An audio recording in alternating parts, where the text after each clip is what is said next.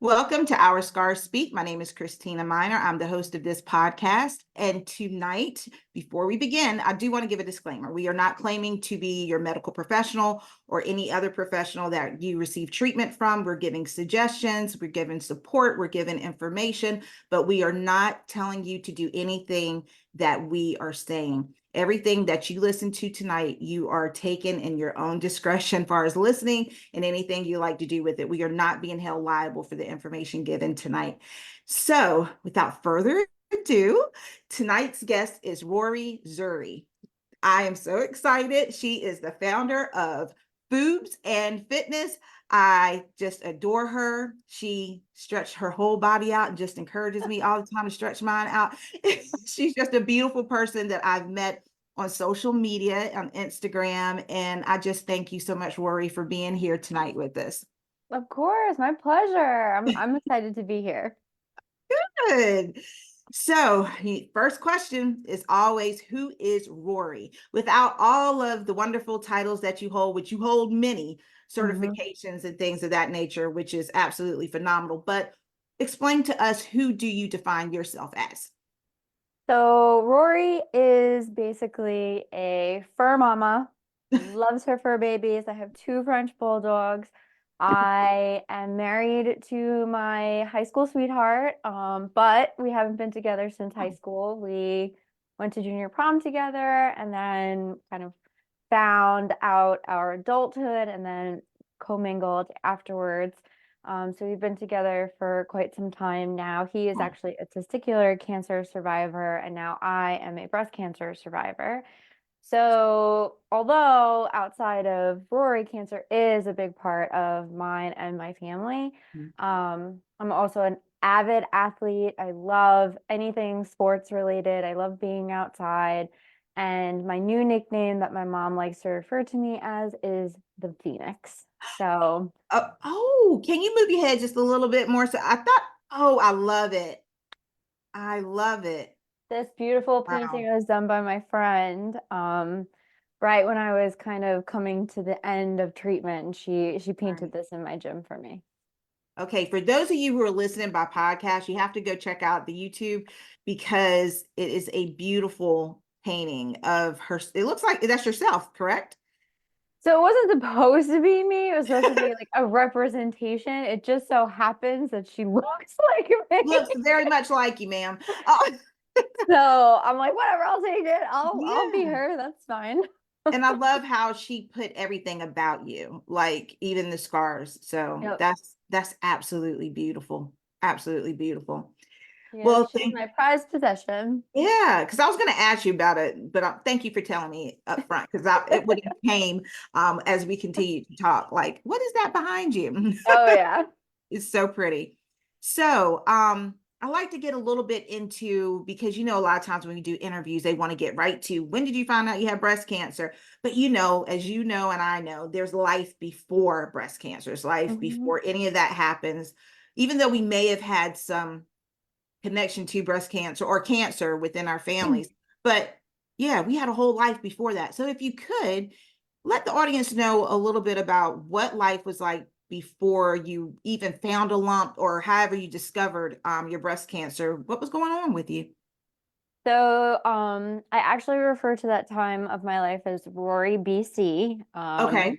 A lot of people, So yeah, Rory before for cancer and cancer. Rory AC after Mhm. cancer.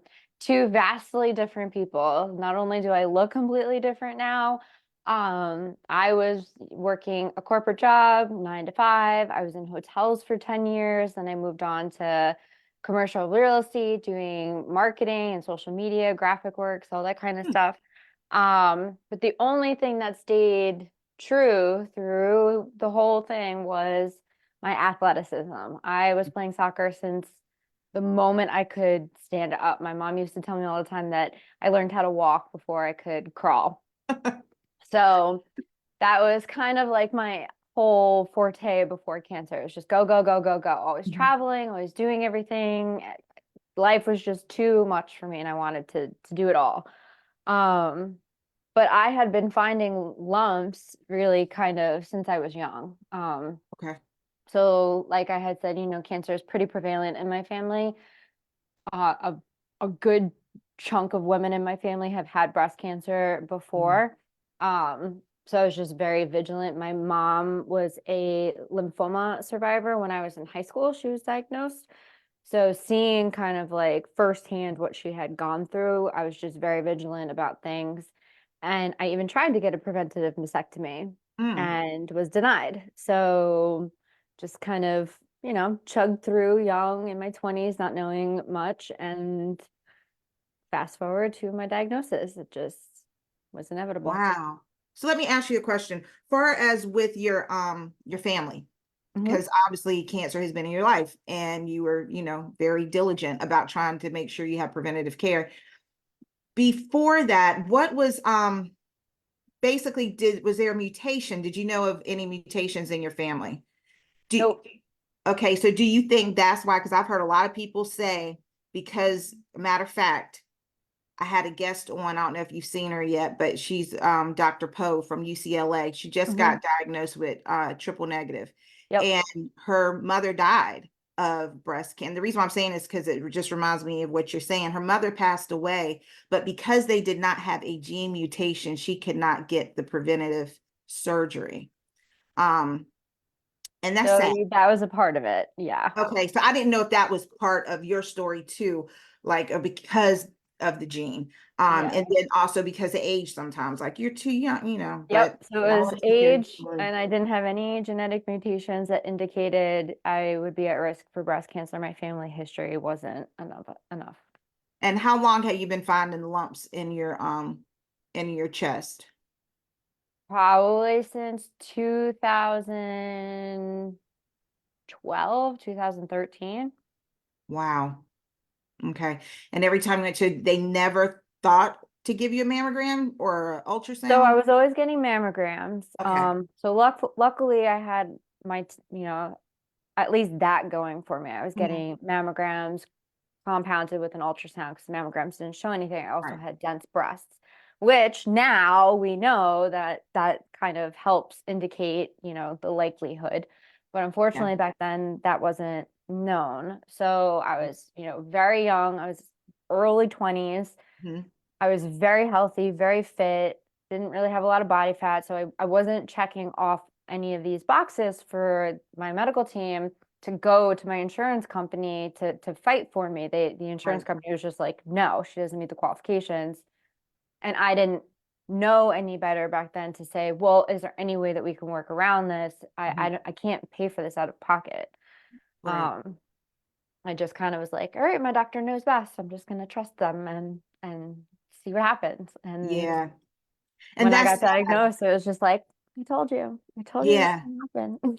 And that's the sad part. And sometimes we've done everything that we can. And some people look at us like, well, why didn't you try this or that? And I'm like, no, I'm sorry. They tried everything they could, with Yeah, like you don't power. think I tried everything that I Yeah. possibly could? Like, do Yeah. you want to come to the doctor's appointment with me? It can be that our hands are tied and usually it becomes tied with the insurance companies. Yeah. Sometimes not the doctors, but sometimes the insurance companies. So because I think now I'm glad you brought about dense breast tissue, because some people think if you're overweight, you have dense breast tissue. You can't get it when you're underweight or a normal weight. And I'm like, no, it doesn't matter about your size of your body, Nope. or your breast. It matters about the fact of whether or not you just have dense tissue. You could be any size. You can have small breasts even. And Mm-hmm. so I think now, correct me if I'm wrong, but I think now not only can you get the mammogram, the ultrasound, but I think if it's dense enough, you could get an MRI, I think with certain insurances. I think so. I never got that done. It was really just the ultrasound and the mammogram. But this is also going back, Yeah, you know, few years. decades. And even in my diagnosis, it was still mammogram, ultrasound, and they were like, time for a biopsy. And I was like, that's not a good sign. Right. So you've been finding these lumps, and I'm glad you stated that, because sometimes, doctors will tell you it's fibrocystic, don't worry about it. And sometimes it's not. Sometimes it is. I mean, of course, there's a lot of benign cases, but yeah, and you can find lumps, and they say, well, was it around your cycle? No. Well, So so that's so when I got diagnosed, it was right when my period was about to come. So Mm, I had found it and I was freaking out because it's in the middle of COVID. And right. my husband was actually the one to be like, "Aren't you getting your period soon?" And that's what calmed me down because I knew that luckily although I love feeling on the first, I'm a huge advocate of knowing your body through every Yes. single one of the stages. And I think now modern medicine is starting to catch up that women are not the same as men. And they're starting to understand that the cycle plays a huge Yes. role in women's bodies. Like, hello. So the fact that it would come and go is kind of like, okay, I'm not going to be like Mm, crazy about it. But then when this one never left, I was like, well, that's giving me those little spidey senses. yeah. And how old were you when you found that one? 33. 33. Yep. And yeah, so I was having a conversation with the doctor about this very thing about because I know you're a big advocate because sometimes I'll post like in the middle of the month about feeling, touching your Mhm. breast and or your chest because a lot of people are flat too. And it's like touch that up in your neck, armpits. Oh, And yeah, so the thing about the thing about it is you have to know your body before your cycle, during your cycle, and after your and cycle. after your cycle. Yeah, because it changes with the hormones. So that was good that you were very, very aware of your body. So when you found the lump, obviously, I'm assuming you went to the doctor. So, well, when I found the lump, I had waited to make sure that my period would come and go and to see what would happen after. Okay. So when my period ended, I was like, oh, I don't think this changed size. I think it's still here. So I had called my doctor and I was like, look, I know it's COVID. I know there's restrictions. We're not allowed to really do a whole lot, but you know my history, you know how vigilant I am. And he's like, come in. So I went in, luckily, got in right away. He was like, I think it's one of your cysts. We'll send you for a mammogram anyway, just to be sure. So I was like, all right, fine. So I got in for my mammogram. They did the ultrasound anyway. And then a couple days later, they're like, you have to go in for a biopsy. And I'm like, what's Mm, that? right. Oh yeah, I guess you wouldn't know at that point because you I'm hadn't like, had it well, this is new. What is this? What am I supposed to do? A what? Huh? So they're Wow. like my sister-in-law was trying to explain it to me because she works for like an imaging place. So she was Mhm. like, it's a very big needle. They're probably Oh gonna like jam it into your breast. It's very loud. And I'm like, yeah, I'm awake for this? very awake. What? You kidding me? And she's Yeah. like, yes, but they give you numbing medicine. You should be fine. And I'm like, physically or mentally? Because this sounds horrific. Like, this is what we're doing to women. So I went for the biopsy and it was mentally worse than anything. It was Yeah. just like a lot of like jabbing. Pressure Um, too. Ugh. yeah, and I got bruised around it, but it took a couple of days to get the results back. But as soon as I saw his name pop up, like that Monday, I was like, well, this is gonna be an I told you so moment. I Aw. hope they learn. Wow. So you did you go on the wonderful portal and open it up yourself and read it? No. So they Okay. did not put it on the portal Oh, because I guess that's it right. was Mm, an outside company doing it because I didn't go with the hospital. okay. So I guess they sent it to them first, and Mm, like he called me right away. wow. So they didn't even wait for you, but they knew what type, which I'll let you share. They knew what type of cancer. That didn't change because a lot of times people don't realize like you have a biopsy, you may get that one result, but that And when you it may surgery, fluctuate. Yeah. yeah, when you get the Hmm. actual surgery, it could be something totally different. Yep. So it's so the you got the phone call. Yep. And he's like, "Are you sitting down?" I'm like, "Just tell me. I already know. How bad is it?" And he's like, "I'm sorry. It is pretty aggressive. It's triple negative, but we did catch it early. It's at the early stage, so we'll get you in as soon as possible to meet Mm, with the oncology department. You'll be great. And we'll get you ready for treatment right away." But meanwhile, in my head, I'm thinking, one, fuck, fuck, fuck, fuck, fuck. Like, I'm in the middle of COVID. This is like Oh yeah. August of 2020. We are literally in the thick of this. And I'm like, I'm just picturing like my mom and like what she was going through. And I'm like, how am I going to do this through a global pandemic where I'm not supposed to be around any other human being? Like, and then not to mention my doctor was in Manhattan and I live out on Long Island. So I would either have to take the train or Mm, drive in, which is like 45 minutes each way, or be on mass transit with the train, and that's like an hour each way. And I'm like, this doesn't seem ideal, but I do want to keep my team together. That's right. obviously ideal. I want them talking to one another. So I went into the city and I met with that oncology team, and I really loved them. I Mhm. just didn't love my options of getting there, especially because they were like, with the course of treatment that you have to be on, it's very aggressive because it's triple negative. We don't have a lot of options. So we have to throw everything but the kitchen sink at it. Like, you're young, you can take it, you can handle it. And I'm like, if I hear I'm young one more time, Yeah. I'm gonna wring someone's neck. Hmm. So I looked on Long Island to kind of see who was around here, and I remembered that Memorial Sloan Kettering Mm. was actually right around the block from my house. So I scheduled a telehealth medicine with them and fell in love with my doctor. And I was like, this is it. Like, they had the same exact treatment plan as like the guys in the Mhm. city. They're way more conveniently located. I can just go, I could walk there if I wanted. Oh wow. So I found my treatment plan at Sloan. Okay. So what stage were you? So I started as 1A, and then by the time I went to my surgery, I was 1B, 1B. And what about the grade? grade 3. Grade 3? Yeah.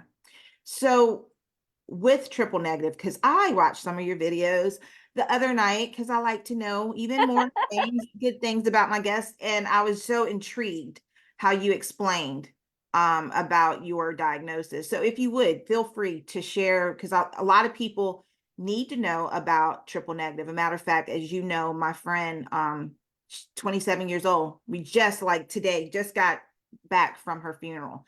And I want you to be able to be a voice right now, if you don't mind, to share Mm-hmm. about triple negative and anything you want to share about it, because I think Yeah. people need to know about it because they don't really always understand because they're like, what I do you don't think mean people negative? understand there's like subcategories Yeah. of breast cancer. Like, they hear breast cancer, they just think breast cancer. And yes, Right. that's it's our breast. There's cancer Mhm. in our breast.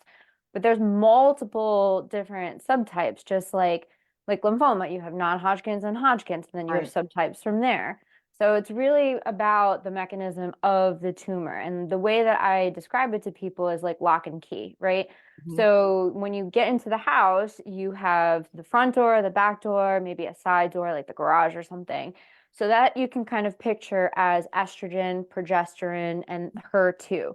So in our body, we're able to kind of have estrogen, progesterone. We've got these HER2 things going on. Mhm. And our tumor cells have these receptors. So they have the locks. So your tumor is a house.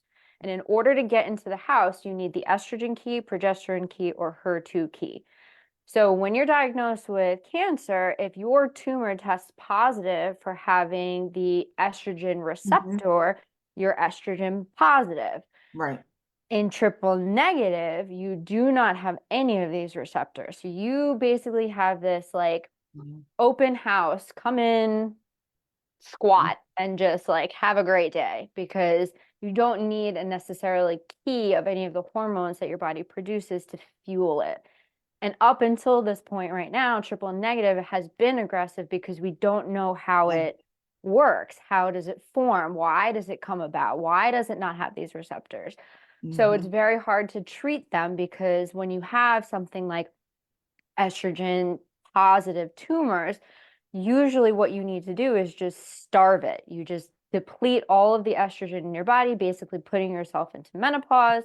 And then the tumor just, slowly dies away as you pump this chemo at it to kill it.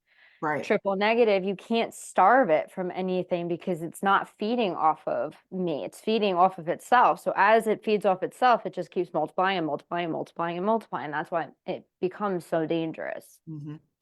Thank you. I was like, I have got to get her to explain this because Yeah. you've done a better job than some doctors I've heard explain it. I was like, yes, I like the I had keys. help with that. That was not all me. I was like, I love the keys. Like, I gotta get her to explain this. Yeah, because that one is very tricky in the sense of they really still just don't know much about it. It's come a long way though, because now we got Yeah. the immunotherapy. Did you take immunotherapy by any chance? Or you Okay, didn't have so to? fun Okay. fact about how psychotic I am. So I got done with my IV chemo in January of 2021. I went in for my surgery, and I think right at that time frame is when Keytruda came out for triple negative. Hmm. And so it was either in the February or when I finished treatment. My chemo brain is getting the best of me. But anyway, I got done with one of my treatments and I literally called my oncologist and I was like, how do I get this into my body? And he just Right. was like, what are you talking about? And I'm like, there's a new drug that can use my immune cells to potentially reduce the risk of reoccurrence. And I did not get a PCR. I did not get a complete response to my chemotherapy. So I'm like, Oh, okay. this little shit is hanging out in my body somewhere. How Right. do I train my immune system to kill it? And he's Right. like, Rory, just got done with treatment and you want to go back? Like, yeah. He's like, first off, no.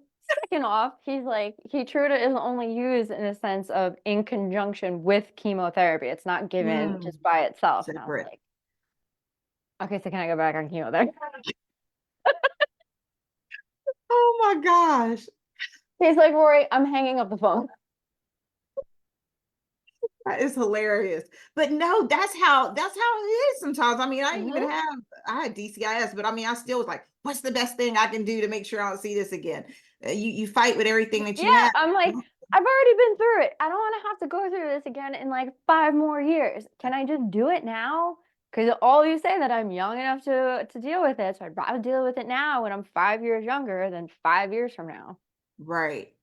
And so how was that for you? Because I know during 2020, I had two surgeries and COVID, people can't go back there with you. It's a very sad time. Sitting Mhm. back there by yourself.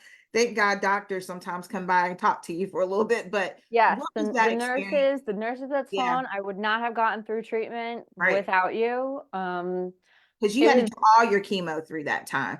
So how was that for you? And plus it seems pretty dangerous because your immune system from the chemo and then there's that virus.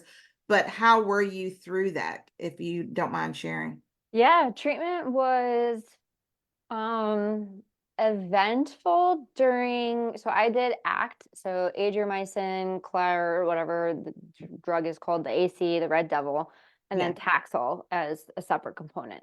So I did dose dense of everything. So I did 4 AC, 4 of Taxol. Mm. Um, During AC, I tried to gun ho through it, and I got severely dehydrated during my second run, I think it was. And it was so bad that I almost went blind.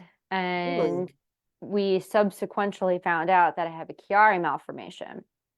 So Chiari malformation is when basically your brain is too big for your skull. So like the brain stem, so like the bottom part of my Mhm. brain, whenever it swells, it squishes into my spinal cord. Oh, So I get like really bad migraines and headaches and all that kind of stuff. So when I got severely dehydrated, I guess it was just so much going on that I was looking at the TV screen and I'm like, something's wrong. Something's wrong. And I went to go get up and I almost fell backwards. My husband, in the middle of COVID, rushed me to the trauma center at this big hospital out mhm. here. And I'm like, oh my God, everyone here has COVID. Like every single person here has COVID. You can tell Wow. like they're coughing, they've got whatever. He couldn't come in with me. He had to drop me off at the front. Now I'm sitting in this waiting room with my mask on, like, hi, I have 5 white, like, But get right, me you have into a no. room like now. And luckily my Sloan had an agreement with the trauma center, so we had our own floor. So we were away Oh, from everybody. I was in this airtight room, got some fluid pumped into me, and from that moment on, it was a requirement that as soon as I was done with my treatment, I had to come back the very next day for my Neulasta shot and sit for like an hour and a half, and get like a full bag ran through, just because they didn't want to risk me getting that dehydrated again. and so you didn't know about your brain until you had chemo? Mm-hmm. It's amazing how sometimes people don't find out about underlying issues until we go through certain other treatments. Yeah, and So, carrier malformation is something that people are born with too. So they're right. like, you probably would have started getting symptoms as you got older, but unfortunately, you were just that dehydrated. So it doesn't really bother me that much, just like headaches, but it's tolerable, and I can manage it. So I just always thought I just got headaches. You just had migraines or something. Hmm. Wow. So you get through COVID, I'm assuming, or you can tell us what happens next. Because did you get your surgery right after your treatments? Yep. So I had neoadjuvant chemotherapy. So that means I had chemotherapy before I had my surgery. Okay. Um, so during Taxol, I did like the ice gloves and the ice socks to help kind of keep away neuropathy, which is like the numbness and tingling in your feet and your hands, which luckily, kept it at bay, did not have any peripheral neuropathy. Good. I did, however, have some liver enzymes spike at the very tail end of my treatment. And I was like, I just want to be done in 2020. I don't want to do treatment in 2021. I want my surgery and I want to be done. Right. That was a joke. So I got my treatment pushed into January, but the actual benefit of that was it was like the weekend leading up to my birthday. So I got to celebrate my birthday Okay. being done with treatment. That was good. That was a very happy birthday for me. I had a lot of cake. And then my surgery was 2/2/21. And on 2/1 here in the great state of New York City, we had a full-blown blizzard. Oh, shucks. So I'm like, great, someone up there just leave me alone. Like, I just want to be done with this. So I'm texting on the portal to my surgeon. I'm like, is my surgery still on? Like, all the roads are closed, all the mass transit's closed. Like, they're telling everybody to stay home. And they're like, Rory, I live in Manhattan. If you're there, I'm there. And I'm like looking up hotel rooms, like, Wow. should I stay there the night before? What do I do? And so we said, we're just going to throw a Hail Mary, and got up at like 3 o'clock in the morning for my surgery, drove into Manhattan. My husband dropped me off because I wasn't allowed to be with anyone. I sat there getting ready to go. And actually, no, he did come in with me. My sister wasn't allowed to come in Oh, with me. okay. So I could have one person up until I got wheeled into the OR, because they had to give him the instructions for like discharge and what's going to Mm. happen and all that kind of stuff. I did opt to get a nerve block. So it's kind of like an epidural that they do for you to help with the pain. Thanks to my best friend. She is a pain management nurse practitioner. So she was like, you should ask your doctor about this, because it's Did you take it home? so they put it in you. It's like a little injection that they give to you right before they're rolling you in. So as you're getting the injection, they're giving you the start of the anesthesia. Okay. And I was like, oh, this feels great. And I just like knocked out. Um, Woke up, couldn't really do anything. I just kind of like looked around. I didn't have any pain. Okay. So for So those of you who are going for their surgeries, I did a double mastectomy with immediate reconstruction. Might want to talk about a nerve block with your anesthesiologist, just throwing that out there. It was just a lot of pressure, not so much excruciating pain, which is what I was expecting. So I was pleasantly surprised when I woke up. The that's only thing, interesting. yeah, it was No, I kind of had a like, nerve block, but I had them, she put them in and I had to take them home with me. really? Yeah, and a lot of people, I haven't heard anyone say they got the same thing that I have, but it was like these big bulbs. It's a cue balls. And I was familiar with them from working in the hospital, but I had two of those and I had the other drains. I just looked like a whole, I don't know, a Christmas tree that has some weird bulbs hanging everywhere. But but yeah, I had, they were huge, but I like what you're talking. So basically when they put it in, how long did it last? A while. Did it? Mm-hmm. To the point where I had already told them prior to, like, I didn't want Vicodin. I didn't Right. want that stuff. Um, they gave it to me obviously because they were like, "Yeah, look, you may think that you don't want it, but just take it just in case." I think it probably took 3 days for me to actually take something. Yeah, I'm not gonna lie. Like I haven't talked about my nerve blockers, but they, I believe they worked. Yeah, Um, I was like, I feel fine. Like I just feel right. more restrictive because I have these uncomfortable expanders on my chest and I can't breathe.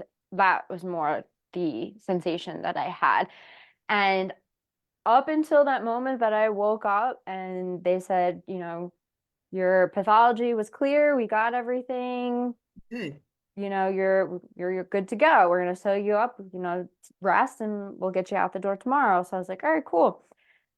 I tried to get up and I was like, oh my God, how much do we use our chest? And we don't know Oh yeah. about these Yeah, things. yeah, yeah, yeah. I was like, wow, I thought I had a good core, but I guess not.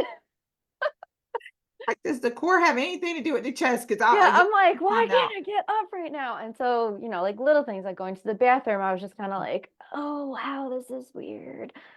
But the next day they have you up and, doing your shoulder rolls and walking up the wall and doing all these things. And I Mhm. had to put the phone just to record everything. So I was still out of it from Right. anesthesia.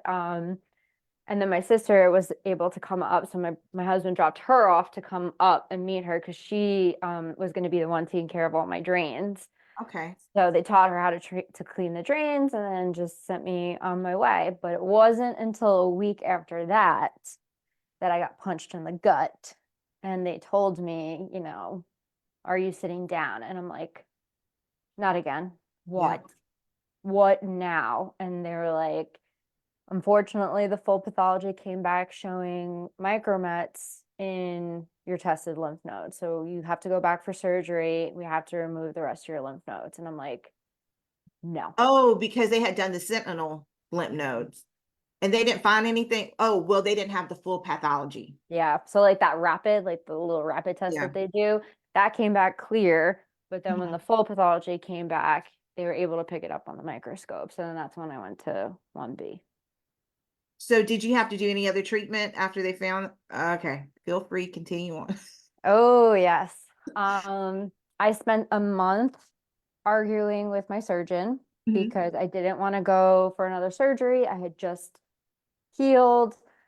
Also meant that I would have to go for radiation, which I was Yeah. very, very, very much against. That's why I opted for the mastectomy. Mhm. I'm left side affected, so thinking of going through radiation, my family has heart disease on top of the cancer, so that's not something that I want to put my heart through.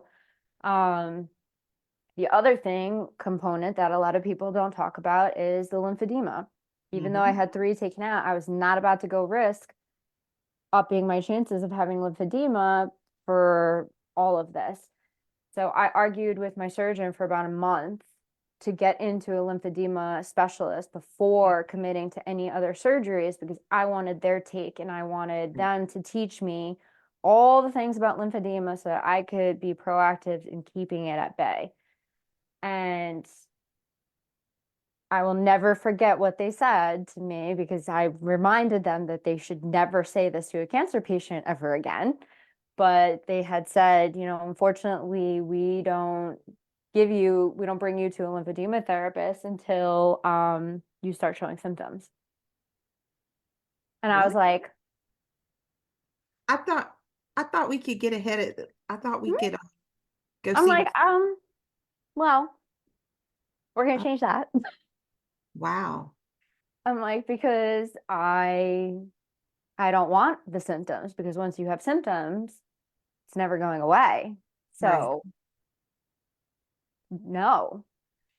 And that, Thankfully. my surgeon worked with me Okay. and she agreed. She was like, look, I will try and get you in there, but one, it's COVID. Two, they're very packed with a lot of people who have active lymphedema.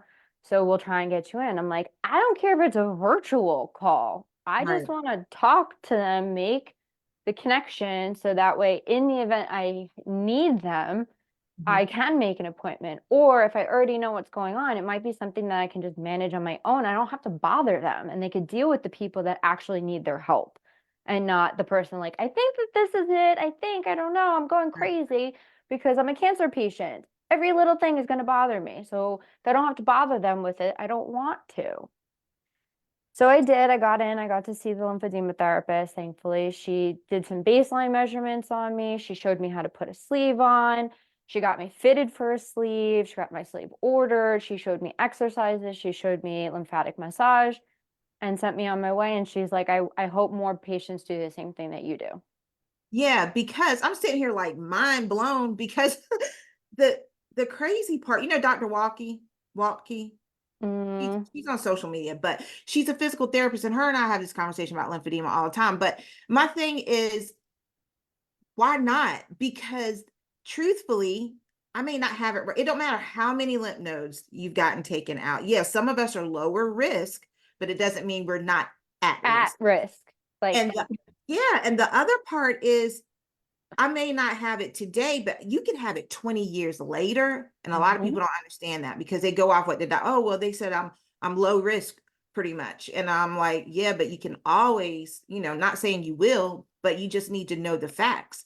It mhm. comes as it wants to. It just Yeah, it'll like there you cannot control that. mm, Even after all of my diligence, all of my stuff, I still developed lymphedema. yeah. It just can happen. There's no rhyme or reason that they know of right now for lymphedema, which is why I wanted to be able to take at least some of the control that I was able to control Hmm. and learn about it and understand it and act on it when necessary. And isn't that what modern medicine is all about, is knowing the signs and symptoms and knowing when and when not to act on things? Hmm. So that was just my whole spiel. And, luckily I did have a team that was like, look, we'll work with you. Most people are like, no, and then we have to go get second opinion. So Right. I'm very thankful that my team was like, I get it. I get you're frustrated. Um, so I went back on March 2nd and got the axillary lymph node dissection. So I had that done. And then from there, I went and spoke to a radiation oncologist, despite me not, I was like, look, I'll do more chemo. I don't care about that. Not doing radiation. And my oncologist was like, look, you have to talk to this guy. I, if you don't want to do it after talking to him, I'm not going to force you. It's your body, it's your choice. You do what you want, but I want you to listen to him and do me that favor and be open-minded about it. So I was like, fine, doc. I'll I did listen. you did it for me. I'm gonna do it for you. But I'm still no in my head. Like so I met the doctor and he is now my favorite doctor. Don't tell my oncologist that. He is my favorite doctor Oh, wow. by far. He understood all of my concerns. He spent an hour with me. A radiologist? A radiation oncologist is Yeah, spending an hour with that's me impressive. answering all of my questions. He offered to put me into a clinical trial for Oh, wow. proton therapy. He's like, look, I get you don't want photon, regular Mhm. radiation. There's a clinical trial going on for proton therapy. It's Mhm. way more like needle. They use it for the brain and like a lot of Right. like micro stuff. That might make you feel better. Why Mhm. don't you talk to this doctor? Talk to that doctor, and unfortunately, I didn't get to qualify for that clinical trial.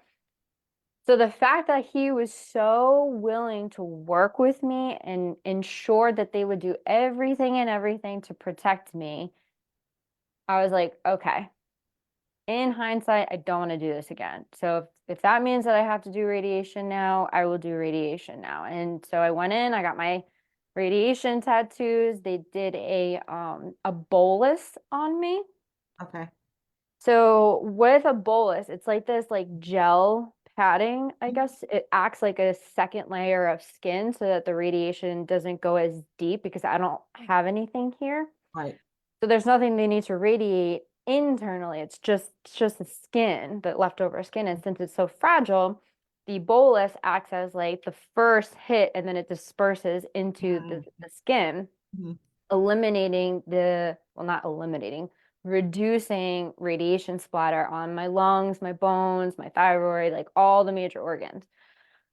Also, since I'm left-sided affected, they had a CT scan where I would have to go in one way and then Mhm. go in again while holding my breath. So when Mm. you hold your breath, it pushes the heart out of the field of view. So then when the radiation hits, your heart's protected. Oh, So good. that was pretty cool. That made me Yeah. feel a lot better too.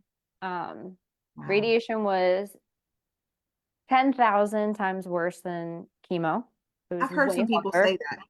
Yeah, I've heard a lot of people say I that. really struggled with that a lot, mentally because I was literally burning from the inside out.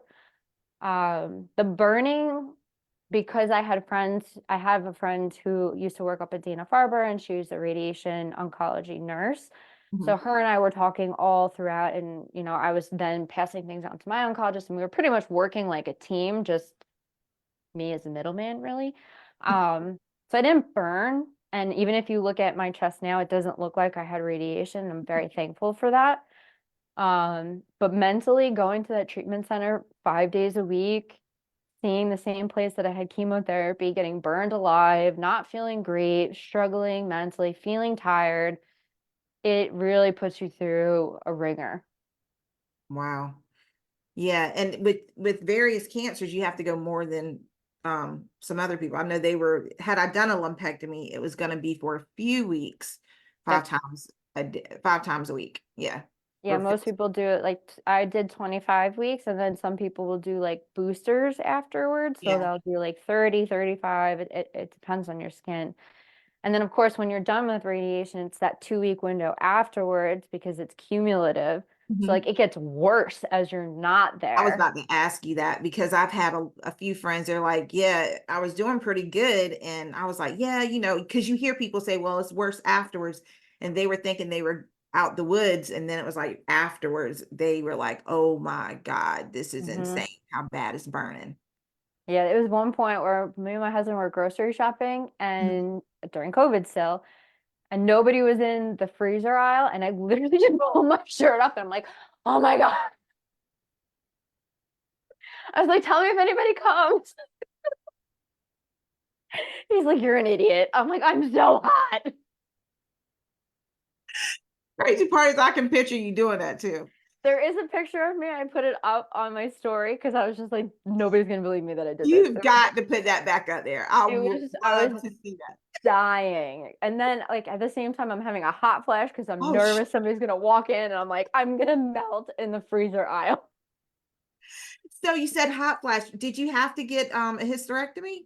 No, so because I'm young, Mhm. um, they had put me through ovarian suppression in Oh, they did. hopes to Okay. try and preserve my fertility. I So forgot about that because you did go through chemo. Okay. yep. So I've been in menopause.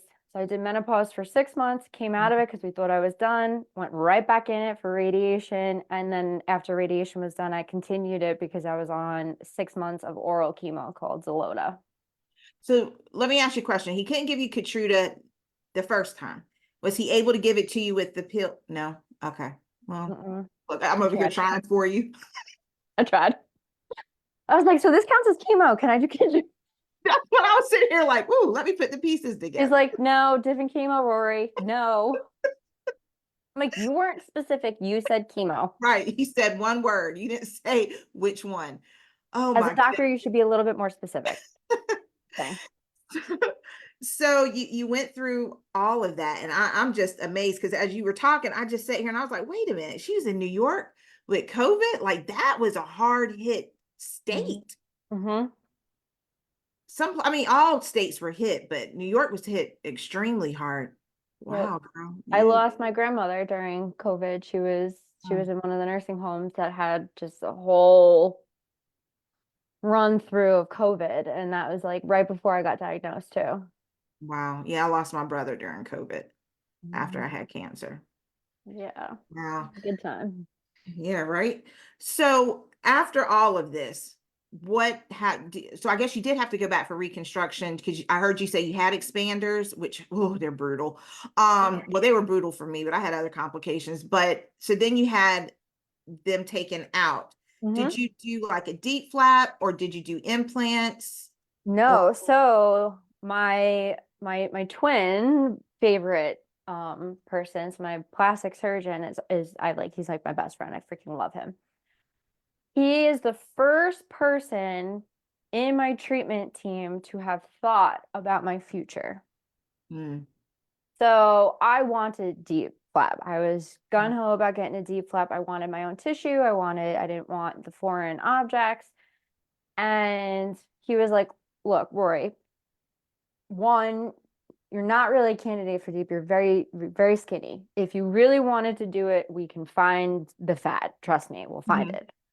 However, I want you to think about when you are done with treatment, if you decide to have a family mm, and you've had a deep flap, you're going to have complications.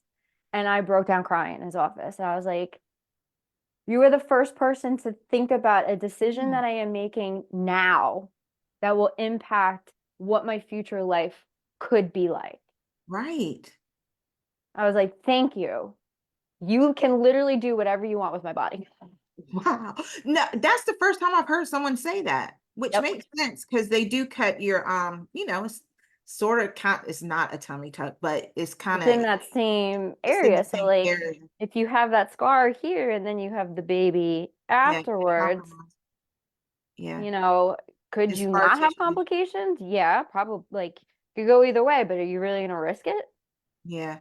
Because it's scar tissue, I'm sure. Because it's Yep. not like a bikini cut or the emergency C-section cut. That literally goes, if I'm not mistaken, from It's hip waist to to hip, waist, right? hip to hip. Yeah, that's what I Hmm. thought. So I said thank you very much for Mhm. thinking of that, and whatever you recommend, I'm on board. Just I don't even care at this point. So Right. he's like, I'll make you a deal. He's like, why don't we do implants now?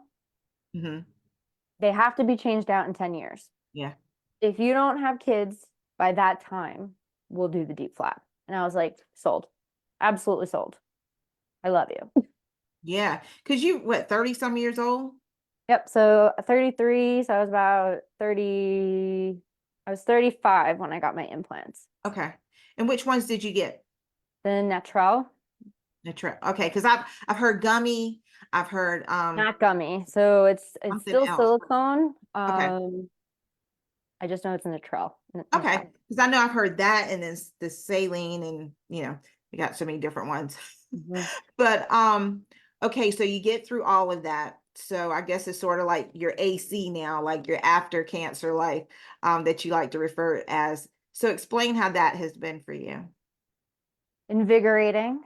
Um, During my whole treatment, I had my hiccups here and there, but it wasn't until that lymphedema that kind of triggered that light in my head. And I was like, where you worked out all through treatment. Your doctors have said there's studies that show minimizing treatment side effects. And look at you. Like, Mhm. I never threw up. I never had those quintessential side effects besides being bald and finding out I had a Chiari malformation. I lifted heavier during my treatment than ever before. So I promised that I would go back to school and become a personal trainer and teach people how they can then be in control of their lives, like how I was able to control the narrative. So I, was hoping that I wouldn't have to go through another surgery, but I stuck to my guns and kept myself occupied during radiation and the other chemotherapies and studied and passed my certification, became certified personal trainer. And then from there went on to become a cancer exercise specialist. I found the Cancer Exercise Training Institute. So I was one of their subject models because Ooh. they got me right before my exchange surgery. So they were doing Mhm. like learning how to do range of motion. And then we did the same thing after my surgery to compare and contrast. So I'm kind of one of Yeah. the Yeah. test subjects for my school, which was an honor. I loved it. Yeah. And then that that January, I opened my own company. I had my LLC. I filed for, Foobs and Fitness to be a force to be reckoned with. And now I have grown my business from one client who is still with me from that first couple of months to almost 13 clients Oh, that I'm training in various parts of the diagnosis. I have some people going right into radiation right now. I have some people getting out of surgery. I have some people who've been out of treatment for a while. And that's been absolutely amazing because it's people that I love and they're like my friends now.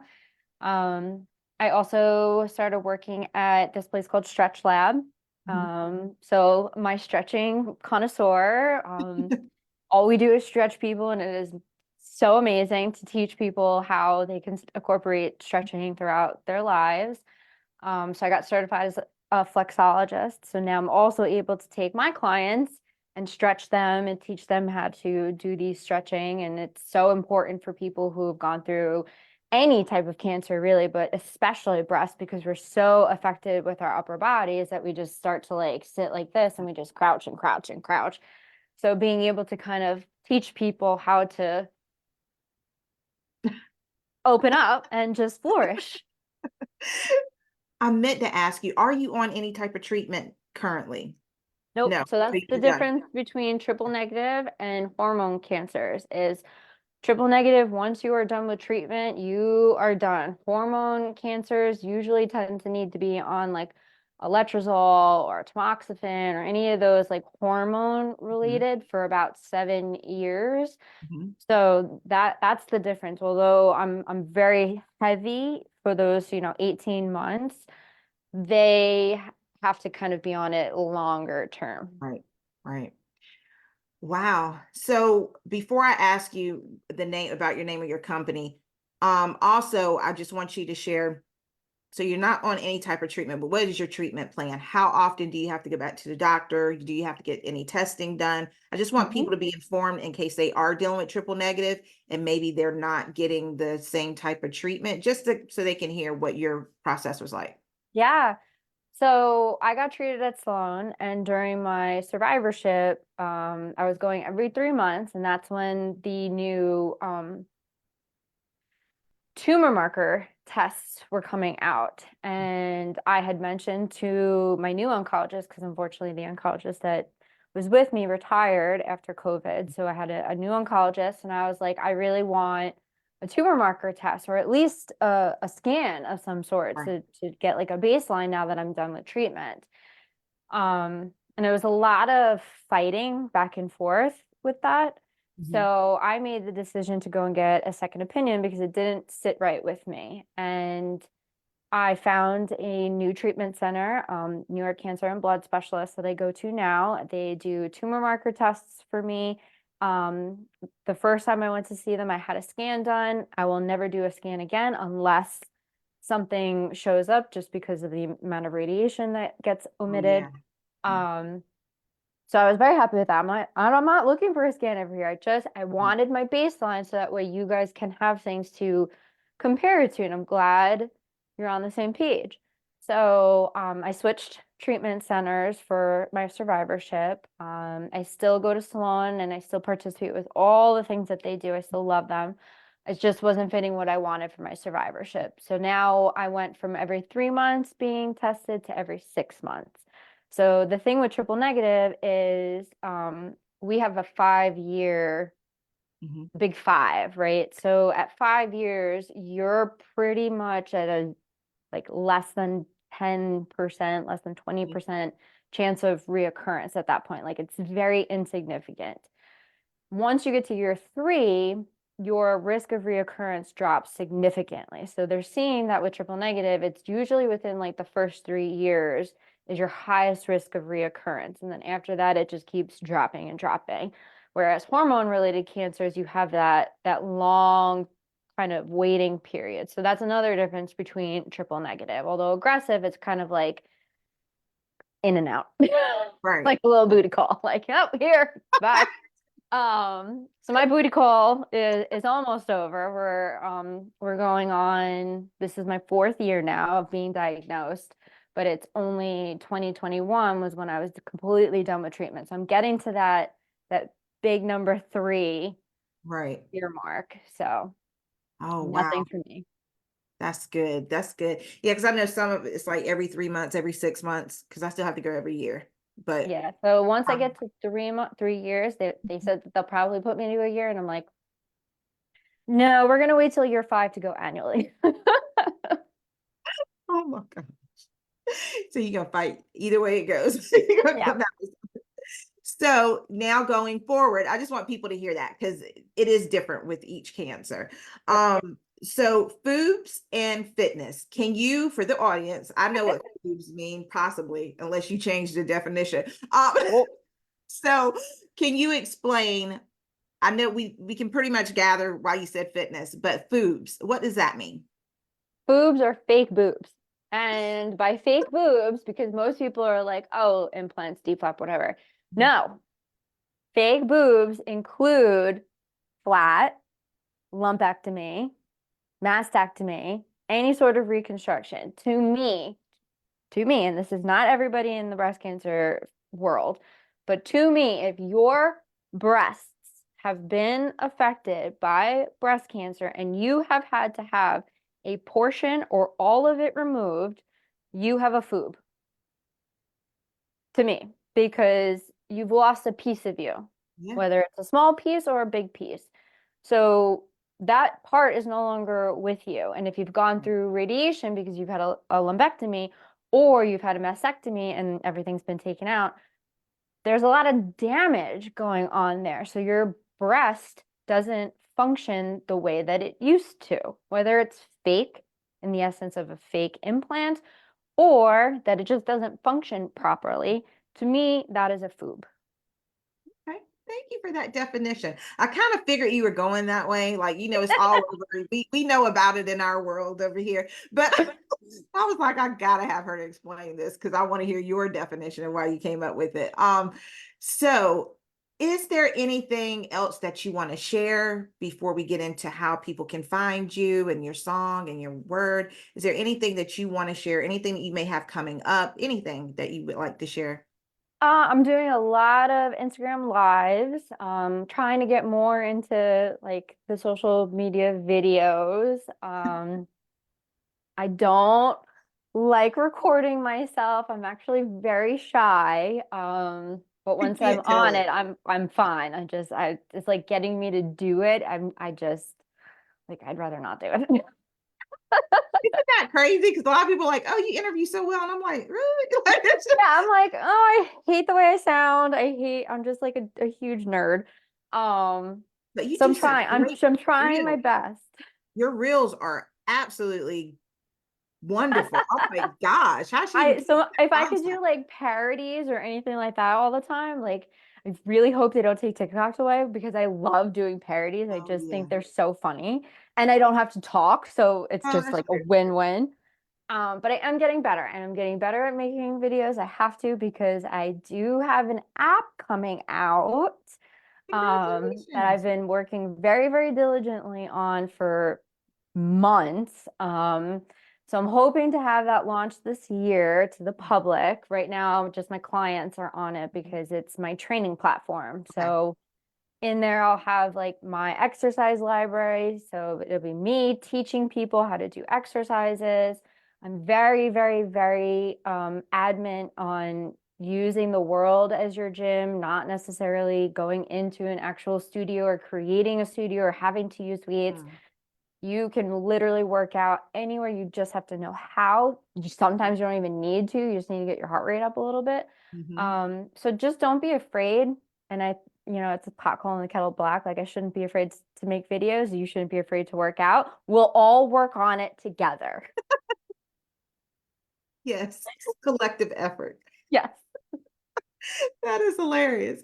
So, with that being said, is there anything else? When does your do you have a set time for your IG lives or okay, so you sort of like me, like but Yeah. also though, for some of us, I know the one thing why I try to commit to like a Wednesday or a Thursday, but sometimes it's hard because some of the individuals that I'm interviewing, they're still in treatment. Yeah. So I try to leave that flexibility to kind of work with people a lot. But Yeah. um, I do my Wellness Wednesdays with my counterpart. She's okay. her name's Bryn. She's Mhm. a breast cancer survivor also. We Oh, do, okay. but she's an RN and she is a nutritionist. Oh, okay. Yeah, nutritionist. She's a weight loss coach. So we do ours on like the last Wednesday of the month. So we'll talk about like the nutrition component and then I'll talk about the fitness component. So we've been starting to do that every the fourth Wednesday Mhm. of the month. So I'm hoping we can continue doing that because I think those have been very helpful for people. Yeah, And I just love her. So yeah. That is so good. And I heard a little bit of your New York accent because I was about to yeah. say, you don't have one. And then I was like, oh, no, you do.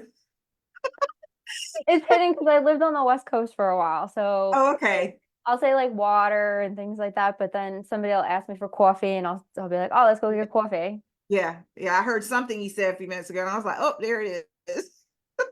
So where can people find you? Whether it's email, IG, TikTok. I'm gonna post it as well, but if you don't mind sharing for people who are listening. Yeah. So it's Foobs and Fitness, all one word, FOOBSAND fitness. On Instagram, TikTok, Facebook. My website is www.foobsandfitness.com. My email, you can always email me. It's Rori, RORI, at foobsandfitness.com. Okay. So what was the name of your song? Why did you choose it for your real name? So my song is by Porter Robinson. He is a EDM DJ, although he just released a new album and it's a little weird. Not EDM, but I still love him. Love him. He is my Mecca. Um, the song is called Language, and it's actually tattooed on my left thigh. The song is pretty melodic. It doesn't have a lot of lyrics, but it's more about the quality of those lyrics because it talks about basically being in this world where you need some room to breathe, to grow, to find yourself. Don't worry, I'll be okay. And the music video that coincides with it is very powerful. It's this woman who's basically trying to escape wolves who are trying to go after her. So basically like the demons in our head that try and bring us down. And she takes a leap of faith and jumps off this cliff into this kind of like marshmallowy cushion Mm. creature who has nothing but light inside of him and it fights off the wolves. And like the music and the lyrics and all of that, every time I hear it, I cry. And my husband, it's a running joke in my household because anytime it's on, I don't care if I'm in the middle of like laughing my head off, I will instantly start crying if I hear that song. Wow.